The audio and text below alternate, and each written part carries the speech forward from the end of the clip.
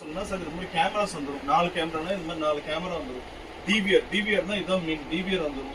டிவிஆருக்குள்ள போற hard disk எதுக்கு storage ஆகுது. இது பவர் சப்ளை, எஸ்எம்பிஎஸ், இது connectors, DNC, DC, surface box, இந்த கேபிள், இதுதான் வந்து ஒரு செட்டு அனலாக் கேமரா. அது கிளாரிட்டி கேட்டாங்கன்னா நேரம் நம்ம கிளாரிட்டி வந்து வீடியோ வச்சிருக்கோம். அந்த இது அனலாக் இல்ல சார் எனக்கு இதோட இன்னும் ஒரு பெட்டர் ஆப்ஷன் வேணும்னா நேரம் எதுக்கு போயிடும்னா ஐபி கேமரா போயிடும். ஐபி கேமரா அதே மாதிரி கேமரா வரும், டிவிஆர் பதில் என்விஆர் வரும். இதுல எஸ்எம்பிஎஸ் சொல்றோம்ல பவர், அதுக்கு பதிலா பியூஎஸ் சுவிட்ச்லாம் வரும். இதுல வந்து 3+1 சிசிடிவி கேபிள் யூஸ் பண்ணுவோம். இதுல வந்து ஐபி கேமரால Cat6 நெட்வொர்க்கிங் கேபிள் யூஸ் பண்ணுவோம். ஸோ இதுதான் பேசிக்கா இதுக்கும் உள்ள பேசிக் டிஃபரன்ஸ். எனக்கு ஒரு கேமரா போதுன்னா வைஃபை கேமரா போயிடும். வைஃபை கேமரா எதுவுமே சார்ஜர் இருக்கு.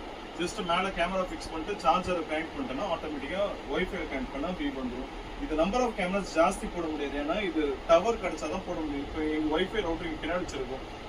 எங்க வைஃபை ரவுட்டர் அதிகபட்சம் 15 அடி தான் கிடைக்கும். இப்போ நான் வெளியே லெஃப்ட்ல இந்த பார்க்கிங் கிட்ட மாட்டோம்னா இங்கிருந்து அங்க வரைக்கும் என்ன கிடைக்காதுன்னா ரேஞ்ச் கிடைக்காது. அப்போ வைஃபை கேமரா மாட்ட முடியாது. வயர்டு கேமரா தான் போகணும். வைஃபை கேமரால டிஸ்அட்வான்டேஜ் இருந்தால் மெமரி கார்டுல இதுலயே இருக்கும்.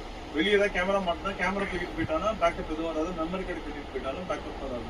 பேருக்கு ஒரு கேமரானா வைஃபை கேமரா போகணும். நம்பர் ஆஃப் கேமராஸ் வேணும்னா அனலாக் வேணுமா ஐபி வேணுமான்னு பார்த்துக்கணும். நாங்கள் ஒரு கஸ்டமர் வந்து இந்த 3த்தையும் என்ன பண்ணோம் எக்ஸ்பிளைன் பண்ணிட்டு அப்புறமா தான் அவங்களுக்கு எது தேவை, அவங்க பட்ஜெட்டுக்கு எது சூட் ஆகுதுன்னு என்ன பண்ணணும்னா செல் பண்ணும். ஸோ சிசிடிவி கேமரா மொத்தமே வந்து இவ்வளோ தான். இதை பற்றி தான் நம்ம என்ன பண்ண பார்க்கணும்னா ஃபுல்லாக டீட்டெயிலாக டெப்த்தாக பார்க்க போகிறோம்.